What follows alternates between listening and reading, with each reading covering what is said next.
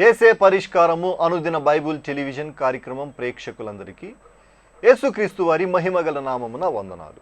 ప్రభువునందు ప్రియా దేవుని బిడ్డలారా, నేటి దినము పాస్టర్ కారుపాటి శ్యాన్సాగర్ గారి ద్వారా యెషయా గ్రంథమును ధ్యానం చేసుకుందాము. మీరందరూ బైబిల్తోనూ నోట్బుక్తోనూ సిద్ధపడి ఉంటే పాస్టర్ కారుపాటి శ్యాన్సాగర్ గారు ప్రార్థన చేసి ఈ దినపు వాక్య పరిచర్య చేస్తారు. ప్రార్థన చేసుకుందాం. దయచేసి తలలో వంచండి, ప్రార్థనలో ఏకీభవించండి. మమ్మను మిక్కిలిగా ప్రేమిస్తున్న మా ప్రియ పరలోకపు తండ్రి, మీ పరిశుద్ధ ఘన నామమునకు స్తోత్రాలు. ఈ రాత్రికాలపు వాక్య భాగం ద్వారా మా ప్రేక్షకులను ఆశీర్వదించండి. ఇశ్రాయేలీయుల చరిత్రను బట్టి మీరు చేసిన కార్యాలు, మీరిచ్చిన హెచ్చరికలు, పాపము నిమిత్తమై ప్రభు మీ ఉద్దేశం, మీరు తీసుకునేటువంటి న్యాయపు తీర్పులు, వీటన్నింటినీ గ్రహించుటకు మా ప్రేక్షకులకు సహాయం చేయండి. పాపమును విడిచి నీతిని హత్తుకున్నట్టు నేర్పించండి. ఈ రాత్రికాలం ఎపిసోడ్ స్పాన్సర్స్ను మాకు దయచేయమని ప్రార్థిస్తున్నాం. ప్రభువా, మీ మార్గాలు మీరు తెరిచి మీ కార్యాలను మీరు జరిగించుకోండి. ఘనత పొందండి, మహిమ పొందండి. మా ప్రేక్షకులకు ఆధ్యాత్మిక అభివృద్ధిని దయచేయండి. యేసయ్య ద్వారా అడుగుచున్నాము తండ్రి, ఆమేన్. ప్రభువునందు ప్రియమైన దేవుని బిడ్డలారా, దయచేసి మీ పరిశుద్ధ బైబిల్ గ్రంథాన్ని తెరిచి యెషయా గ్రంథము 1వ అధ్యాయము 23వ వచనము నుండి వాక్యాన్ని గమనించండి. యెషయా గ్రంథము గురించి చాలా విషయాలు గత 2 దినాలుగా నేను చెప్తూ వచ్చాను. 66 అధ్యాయాలు కలిగిన ఈ పుస్తకంలో మొదటి 39 అధ్యాయాలు 4 రాజుల కాలములో జరిగినటువంటి చరిత్ర. రాజైన ఉజ్జియా, యోతాము, ఆహాజు, హిజ్కియా.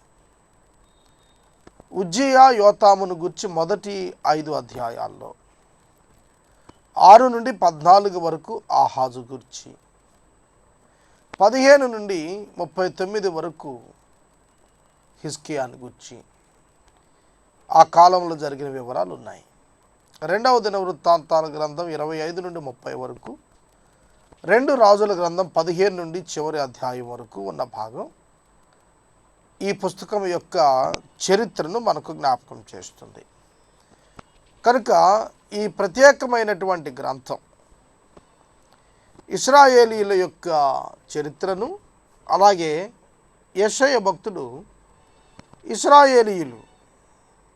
ఇజ్రాయేలు వారంటే 10 తెగలకు సంబంధించిన వారు అష్షూరుకు చెరగా వెళ్ళటం, 2.5 గోత్రాల ప్రజలు బబులోనికి చెరగా వెళ్ళటం గురించి మనకు వాక్యం సెలవిస్తుంది. ఈ చెరకు వెళ్ళే ముందు వారి స్థితి, వారు మరలా వెనక్కి ఎలా వస్తారనేది 40వ అధ్యాయం నుండి 66వ అధ్యాయం వరకు ఉన్న భాగాల్లో రాసింది. ఒక విధంగా ఈ పుస్తకంలోని అంశాలు మనం చూస్తున్నప్పుడు అన్ని అంశాలను ఈ పుస్తకం టచ్ చేస్తుంది. యేసుక్రీస్తుని గురించి, ఆయన జీవితాన్ని గురించి, ఆయన శిలువను గురించి, ఆయన రాకడను గురించి, నూతన ఆకాశం, నూతన భూమి, 1000 ఏండ్ల పాలన, ఇశ్రాయేలు తిరిగి సమకూర్చబడటం, ఇవన్నీ కూడా ఈ అధ్యాయాల్లో మనకు కనిపిస్తాయి. కాబట్టి ఇది ప్రధానమైన పుస్తకం. జాగ్రత్తగా ఆలకించండి. 21వ వచనం చదువుతాను. గత రాత్రి ఇక్కడ నిలుపుదల చేశాం. అయ్యో, నమ్మకమైన నగరము వేశ్య ఆయనే, అది అన్యాయముతో నిండి ఉండెను, నీతి దానిలో నివసించెను. అయ్యో, నమ్మకమైన నగరము వేశ్య ఆయనే, అది న్యాయముతో నిండి ఉండెను, నీతి దానిలో నివసించెను. ఇప్పుడైతే నరహంతకులు దానిలో కాపురము ఉన్నారు. చూడండి, నరహంతకులు, వేశ్య అనే పదం ఇక్కడ కనిపిస్తుంది. వేశ్య అనే పదం ఇజ్రాయేలీయుల పక్షంగా ఎప్పుడు వాడబడిందంటే, వారు అన్య జనాంగమును పోలిక చేసుకుని విగ్రహారాధన చేసినప్పుడు వాడబడింది. యెరూషలేము నమ్మకమైన పట్టణం. యూదా వారికి. అలాగే ఇజ్రాయేలు వారు షోమ్రోనును వారు ముఖ్య పట్టణంగా కలిగి పరిపాలన చేసుకున్నారు. నమ్మకమైనటువంటి ప్రజలు విగ్రహారాధికులైపోయారు, నరహంతకులుగా కూడా మారారు. ఇప్పుడు ఆ నమ్మకమైన పట్టణంలో చూస్తున్నప్పుడు విగ్రహారాధన, నరహత్యలు కనిపిస్తున్నాయి. కనుక దేవుడు చెప్తున్నారు, నీ అధికారులు ద్రోహులు, దొంగల సహవాసులు. ఇశ్రాయేలీయులు ఒక ప్రత్యేకమైనటువంటి అభ్యాసంతో ఉంచబడినారు. నీతి నిమిత్తం, అలాగే ధర్మశాస్త్రం ప్రకారం నడిచేటువంటి వారు. అట్లాంటి ప్రజలలో అధికారులు ద్రోహులుగా, దొంగల సహవాసంతో ఉండి లంచాలు కోరువారుగా మారిపోయారు. బహుమానాల కొరకు కనిపెడుతున్నారు. తండ్రి లేని వారి పక్షంగా న్యాయం తీర్చటం లేదు, విధవరాండ్ర పక్షంగా వ్యాజ్యం విచారించటం లేదు. ప్రభువుకు ఏవైతే అసహ్యమో వాటిలో ఇశ్రాయేలు అధికారులు ఇమిడిపోయారు. అధికారం దేవుడిచ్చేది. అధికారి యొక్క విధులు అధికారి నిర్వర్తించకపోతే ఆ ప్రజలు ఇబ్బంది పడతారు. కంచే చేను మేస్తే అనే సామెత మీరు ఎప్పుడైనా విన్నారా? లా అండ్ ఆర్డర్ కాపాడవలసిన పోలీసులు డబ్బు తీసుకుంటే, లంచాలు తీసుకుంటే, అక్రమమును అలౌ చేస్తే ఎవరు రక్షిస్తారు ప్రజల్ని? న్యాయం తీర్చాల్సిన న్యాయాధిపతులే లంచం తీసుకొని నరహంతకులను వదిలేస్తే సమాజం ఏమైపోతుంది? వైద్యులు లంచానికి అలవాటు పడి సరైన వైద్యం చేయక వదిలేస్తే ప్రజల ఆరోగ్యం ఏమైపోతుంది? ఉపాధ్యాయులు లంచాలకు అలవాటు పడి పిల్లలకు చదువు చెప్పకుండా ఊరికనే పాస్ చేసి పారేస్తుంటే విద్య ఎక్కడ నిలబడుతుంది? కనుక సెల్ఫ్ డిస్ట్రక్షన్ అంటే తమంతట తామే పాడైపోవటం. అధికారులు సమాజంలో ఉన్న చెడుగును తొలగించి ఫెసిలిటేషన్, ప్రజలందరికీ చక్కటి జీవితాన్ని ఇవ్వటం కోసం వారు ఉద్యోగులుగా నియమించబడ్డారు. అయితే వారు ఎలా మారిపోయారు? లంచగొండులుగా మారిపోయారు. విధవరాండ్ల యొక్క సొమ్ము దిగమింగు వారుగా అయిపోయారు. అనాథ బిడ్డల పట్ల కనికరము లేని వారుగా అయిపోయారు. ప్రియమైన దేవుని బిడ్డలారా, చట్టాలు చాలా ఉంటాయి. చట్టాన్ని అమలు చేయాల్సినటువంటి ప్రభుత్వము, అధికారులే చట్టాన్ని వైలేట్ చేసి చుట్టంగా మార్చుకుంటే ప్రజలకు న్యాయం ఎక్కడ దొరుకుతుంది? నరహంతకుల స్వైర విహారానికి అంతం ఎక్కడుంది? దోపిడీదారుల యొక్క స్వైర విహారానికి అంతం ఎక్కడుంటుంది? అదే ఆనాడు యెరూషలేము పట్టణాల్లో జరిగింది. ప్రభు దాన్ని పాయింట్అవుట్ చేసి మాట్లాడుతున్నారు. కావున ప్రభువును ఇశ్రాయేలు యొక్క బలిష్ఠుడును ఇలాగనుకొనుచున్నాడు. ఏమిటట? ఈయన పేరు ప్రభువు, ఇశ్రాయేలునకు బలిష్ఠుడు, సైన్యాలకు అధిపతి యెహోవాడు. ఇలా అనుకుంటున్నాడు. అధికారులు ఎప్పుడైతే మౌనులైపోయారో, లంచగొండులైపోయారో, అక్రమ అన్యాయస్తులుగా ఎప్పుడైతే ఉన్నారో, అక్రమకారులు ఉన్నారో, అప్పుడు దేవుడు అనుకుంటున్నాడు, ఆహా, నా శత్రువులను గూర్చి నేను ఇక అతిశయపడను, నా విరోధుల మీద నేను పగ తీర్చుకొందును. నా హస్తము నీ మీద పెట్టి క్షారము వేసి నీ మస్టును నిర్మలము చేసి నీలో కలిపిన తగరమంతయు తీసివేయుదును. రిఫైనరీ విధానం గురించి మాట్లాడుతున్నాడు ఇక్కడ. హస్తము దేవుడట మీద పెడతాడట. హస్తం నీ మీద పెట్టి, దేవుని హస్తం పెడితే ఎలా ఉంటుంది తెలుసా? దేవుని చేతిలో పడుట భయంకరమని వాక్యం సెలవిస్తోంది.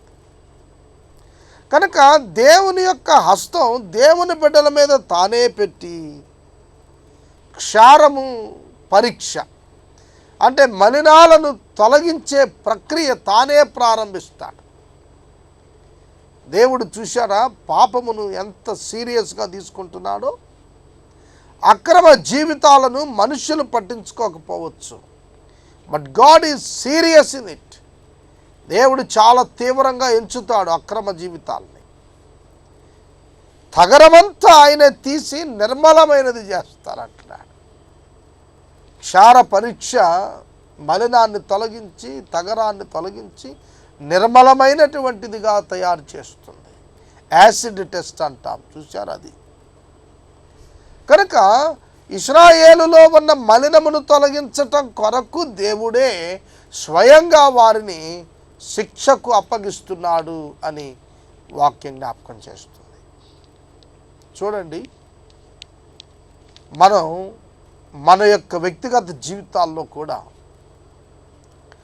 మనంతట మనమే మన గృహాన్ని ఎట్లా శుభ్రం చేసుకుంటామో, మన వస్త్రాలను మనం ఎలా పరిశుభ్రపరుచుకుంటామో, మన పరిసరాల్లో ఉన్న చెత్త నేరి తగలబెట్టేస్తామో, అట్లా దేవుడు కూడా తన ప్రజల అంతరంగాల్లో ఉన్న వ్యర్థమైన ఆలోచనలను, వాటి పర్యావసానములను ఆయన నాశనం చేస్తాడు.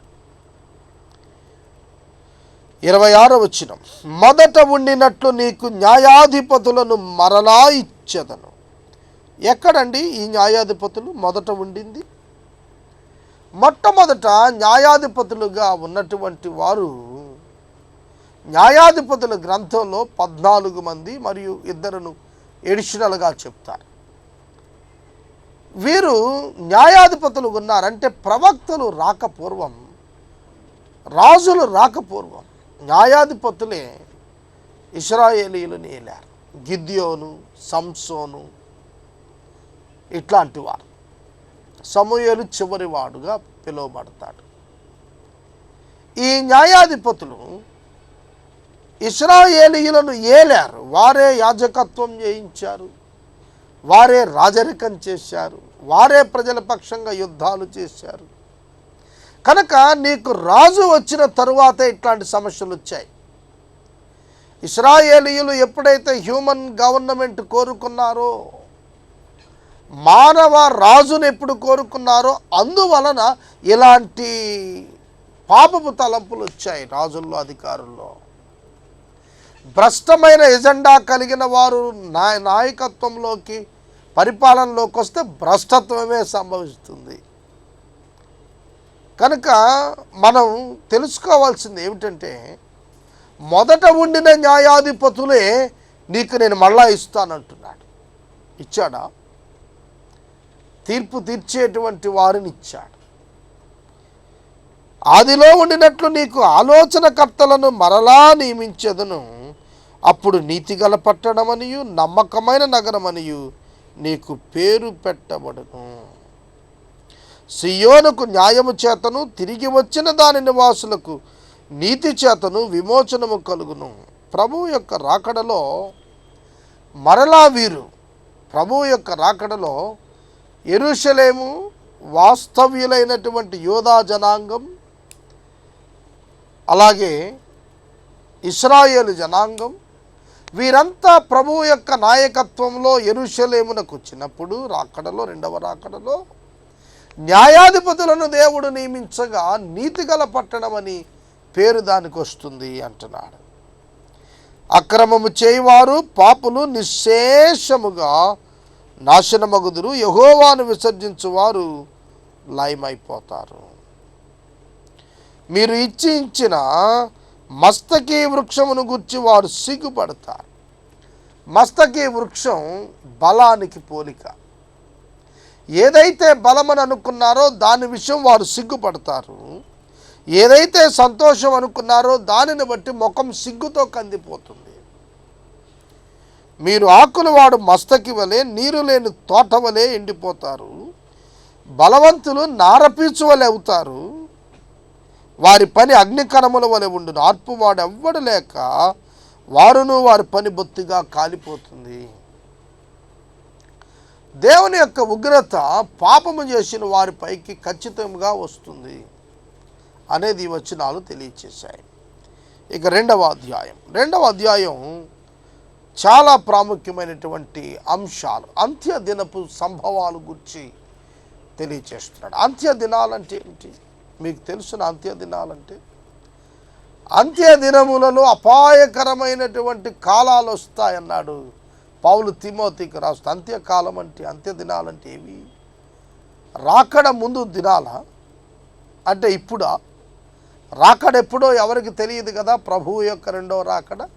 మరి అంత్య దినాలంటే ఏవి? యేసుక్రీస్తు ప్రభువారు మరణానంతరం ఆరోహణమైన తరువాత అంత్య దినాలు ప్రారంభం. ఇప్పటికి 2000 సంవత్సరాల లెక్క. అంటే ఎనీ టైమ్ ఈజ్ కమింగ్. ఆయన యొక్క రాకడ ఖచ్చితం, ఎప్పుడైనా రావచ్చు. కనుక సంఘకాలంలో కృపాకాలం ముగిసినప్పుడు ఆయన రాకడొస్తుంది.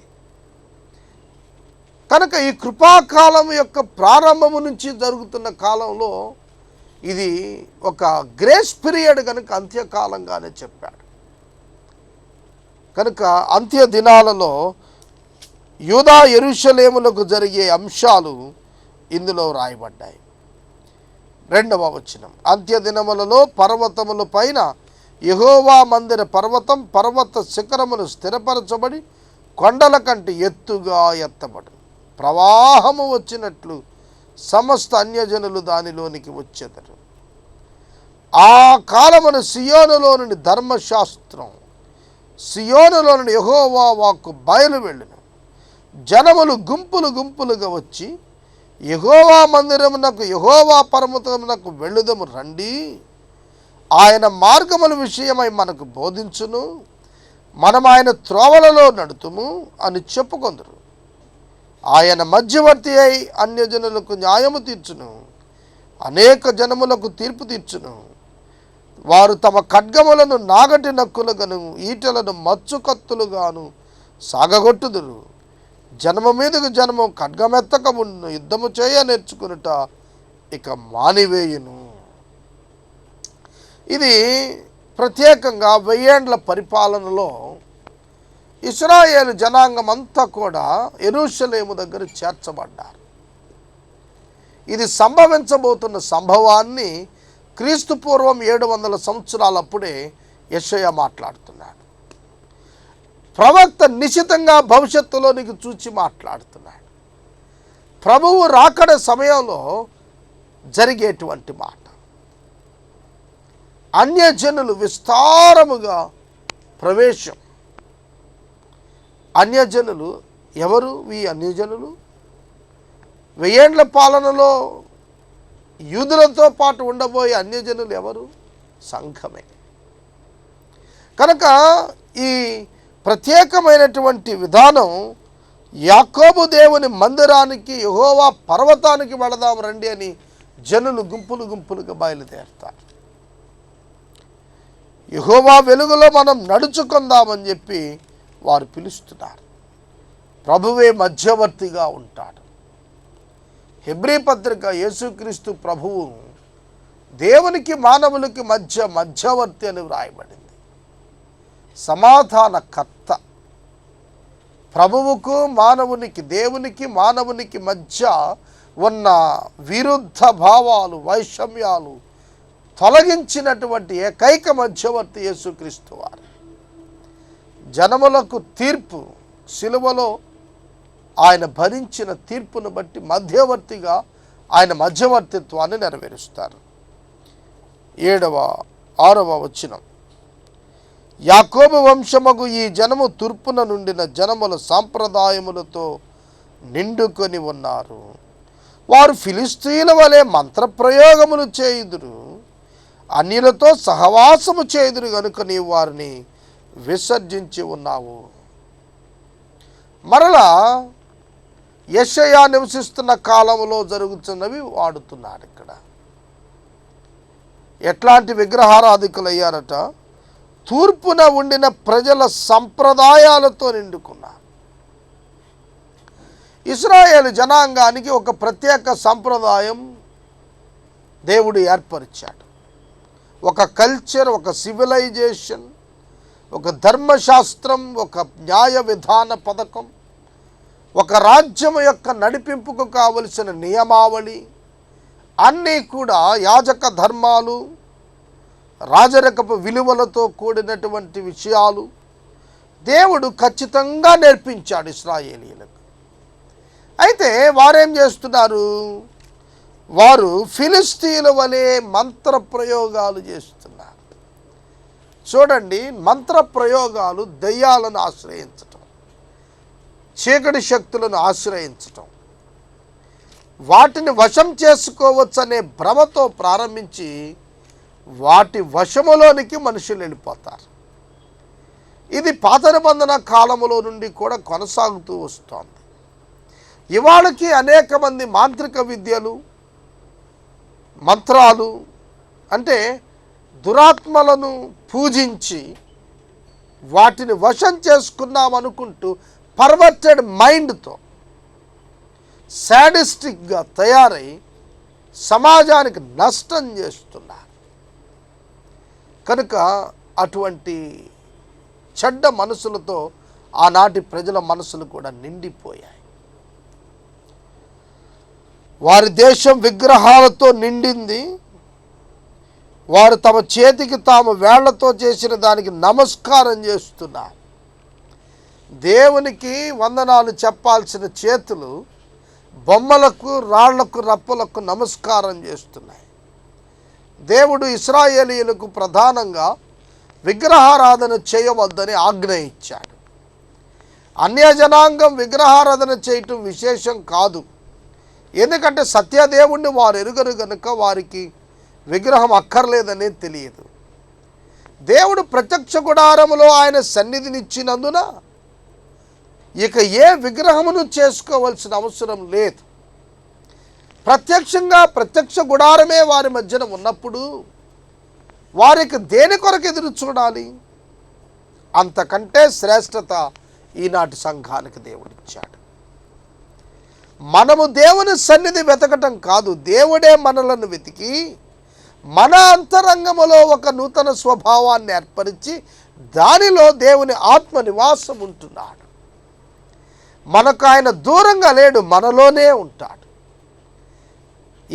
యేసుక్రీస్తు ప్రభువునందు విశ్వాసం ఉంచిన వారికి మాత్రమే ఈ గొప్ప ఆధిక్యత లభిస్తుంది. తదుపరి వచనం, యెహోవా భీకర సన్నిధి నుండి ఆయన ప్రభావ మహాత్యము నుండి బండ బీటలలోనికి దూరుము, మంటిలో దాగి ఉండుము. నరుల అహంకార దృష్టి తగ్గించబడును, మనుషుల గర్వం అణగద్రొక్కబడును. ఆ దినమున యెహోవా మాత్రమే ఘనత నొందును. అహంకారాతిశయము గల ప్రతిదానికి, ఔన్నత్యము గల ప్రతిదానికి విమర్శించు దినమొకటి యెహోవా నియమించి ఉన్నాడు, అవి అణగద్రొక్కబడును. అవును, ప్రతిదానికి కూడా ఆయన తీర్పును నియమించే ఉంచాడు. పాపముకు సంబంధించినవన్నీ అణగద్రొక్కబడతాయి. ఔన్నత్యము కలిగి అతిశయించు లెబనోను దేవదారు వృక్షములన్నిటినీ, బాషాను సింధూర వృక్షములన్నింటినీ, ఉన్నత పర్వతములకన్నింటికి, ఎత్తైన మెట్లకన్నింటికి, ఉన్నతమైన ప్రతి గోపురమునకును, బురుజులు కలిగిన ప్రతి కోటకును, తర్షీషు వాడలన్నింటికి, రమ్యమైన విచిత్ర వస్తువులన్నింటికి ఆ దినము నిర్ణయించబడి ఉన్నది. ఏ దినం? దేవుని ఉగ్రత దినమున ఇప్పుడు చదివినవన్నీ కూడా నాశనం అవుతాయి. కనుక ఇవన్నీ మానవులకు బలముగా, గొప్పగా, శ్రేష్టమైనవిగా చెప్పుకోబడుతున్నాయి. కానీ ఒక దినము, దేవుని యొక్క దినం వస్తోంది. అది ఉగ్రతా దినం. కొయ్యగాలినట్లుగా, కొలిమిగాలినట్లుగా కాలుతుంది. బాధా సంబంధమైన పొగ లేచేటువంటి దినం అది. జాగ్రత్త అని వాక్యం హెచ్చరిక చేస్తోంది. విగ్రహములు బొత్తిగా నశించిపోవును.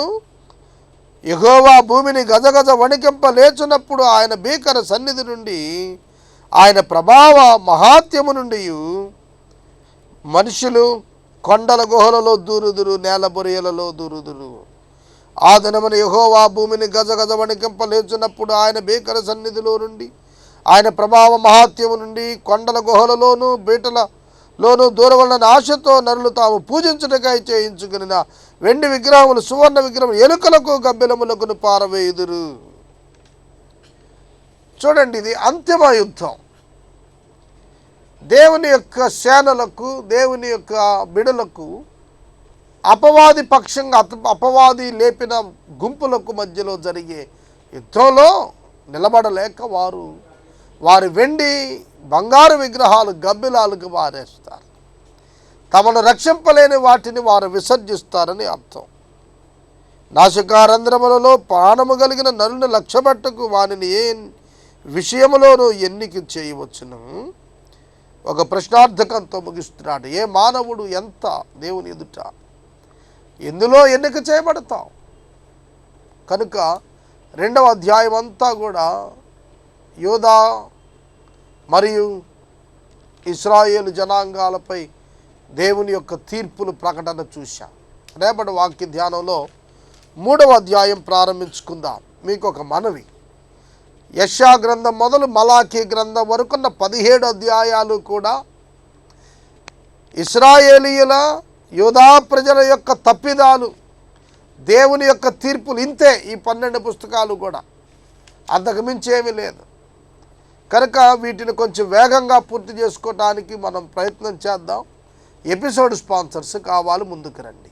మనము ఇంతవరకు పాస్టర్ కారుపాటి శ్యాంసాగర్ గారి ద్వారా యెషయా గ్రంథమును ధ్యానం చేసుకున్నాము. ఈ కార్యక్రమం ద్వారా మీరు పొందుకొనుచున్న ఆత్మీయ మేలులు ఒక ఉత్తరం ద్వారా మాకు తెలియచేయండి.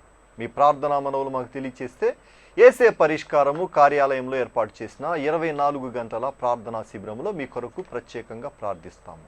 మీ కుటుంబ పక్షముగా ఒక ఎపిసోడ్ ప్రసారం చేయాలనుకునేవారు మాకు తెలియచేయండి. అలాగే ఈ కార్యక్రమానికి ప్రతి నెల 100 రూపాయలు కానీ, 50 రూపాయలు కానీ, 25 రూపాయలు కానీ ఆర్థిక సహకారం అందించాలనుకునేవారు మాకు తెలియచేస్తే మా సిబ్బంది మీ గృహాలను దర్శిస్తారు. ముగింపు ప్రార్థన ఆశీర్వాదాలతో ఈ కార్యక్రమాన్ని ముగించుకుందాం. ప్రార్థన చేసుకుందాం. దయచేసి తలలు వంచండి, ప్రార్థనలో ఏకీభవించండి. మమ్మల్ని మిక్కిలిగా ప్రేమిస్తున్న మా ప్రియ తండ్రి, మీకు వందనాలు. మీ యొక్క ప్రజలను మీరు దీవించి ఆశీర్వదించమని ప్రార్థిస్తున్నా. మీ సేవకుల పట్ల మీరు చేస్తున్న కార్యములను బట్టి వందనములు, కృతజ్ఞతలు తెలియజేస్తున్నా. మీ బిడ్డలను మీరు భద్రపరుస్తున్న విధానం కొరకు స్తోత్రాలు. శత్రు పన్నాగముల నుండి బిడ్డలను విమోచిస్తున్నందున మీకు వందనాలు తెలియజేస్తున్నా. సంఘాన్ని నాయన కాయుము ప్రభు. ఈ రాత్రికాలం వాక్యమైన బిడ్డలకు ఆశీర్వాదం దయచేయమని యేసు ప్రభు పేరిట అడుగుచున్నాము తండ్రి, ఆమెన్. మన తండ్రి అయిన దేవుని ప్రేమ, కుమారుడైన యేసుక్రీస్తు వారి యొక్క కృప, పరిశుద్ధాత్మ దేవుని యొక్క అన్యోన్య సహవాసము సదాకాలము మనకందరికీ తోడై ఉండునుగాక. ఆమెన్.